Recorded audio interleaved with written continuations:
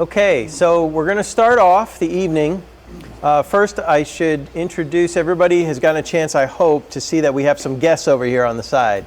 So these are all folks that are coming from GE that are going to demonstrate some of their sonogram equipment, particularly with the focus on ultrasound and echo tonight. So they're over here, and we've got Cole with us. Thanks, Cole. Cole's our model to give you a chance to have some hands-on scanning without any of us old folks having to take off our shirt. So Cole's going to take care of that for us. All right, so thank you. To get started, I wanted to talk about our value of the month.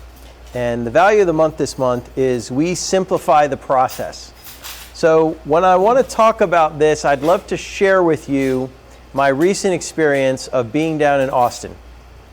So when you talk about lawmakers and the process that happens within the making a law, that's one complication. But then beyond that, once you pass the law, then it goes to a rules committee to decide how to interpret that law. And there can be so many different factors involved in that process. Who sets the rules? Well, this is what I found. When it comes to rules that deal with healthcare, there's actually 7 government agencies that all get their hand in this pie and all get to decide what happens with rules and who gets to change it, how do you interpret it, and all that. It goes from being simple to really complicated in a heartbeat there. So I had a very good example of this. Do a little mental exercise with me. Imagine that we're going to play a game. And when we play this game, each player on their move can change or alter one rule of the game. This is kind of what happens in Congress, right? Every turn, every session, you get to change or alter a rule, right? So there's this YouTube video of these kids that decided they want to do this. And you know what happened. Within a very short period of time, they had created so many rules, they couldn't remember which rules they had created. They had created rules that conflicted with each other on the rules. Sometimes they would pass a rule and not realize what it was actually going to do. And when you try to implement it, all of a sudden you realize that, oh, we can't do that, or change it a different way. So there's a whole lot of complexity that happens really fast when it comes to rules. So we want to simplify the process at Total Care.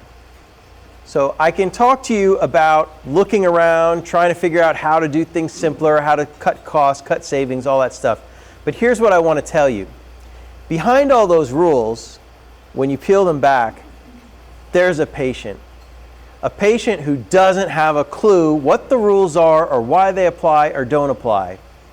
It's almost as if you were going in the grocery store. If the grocery store had the same kind of situation as Congress, you'd walk in the grocery store, you'd think, I want to buy a loaf of bread. And you'd go to grab the loaf of bread and be told, well, no, you can't get that unless you first go to the fish department and talk to the person in the fish department. Unless it's a Tuesday, and then you're going over to the bakery, right, and talking to Francis over in the bakery. There's all these rules in there, right? So the patient doesn't know anything. And that's partially why we would like to make sure that what we're doing at Total Care is building a yes culture. We would like to be able to see past all the rules and see the patient that's behind there and realize that they're there asking for something, asking for help. And we'd like to be able to say to them, I see you, past all the rules, I see you, and let me see what we can do about making this happen. So that yes culture goes a long way towards building that return visits, the patients that love us, and they do, they come back frequently, and that's part of what we want to do. So help us, if you don't mind, looking around this month, since we're focusing on Simplify the Process, see what we can improve within our facilities, and try to do a yes culture. As much as you can with the patients, make that a positive experience. The other thing, simplify our charting.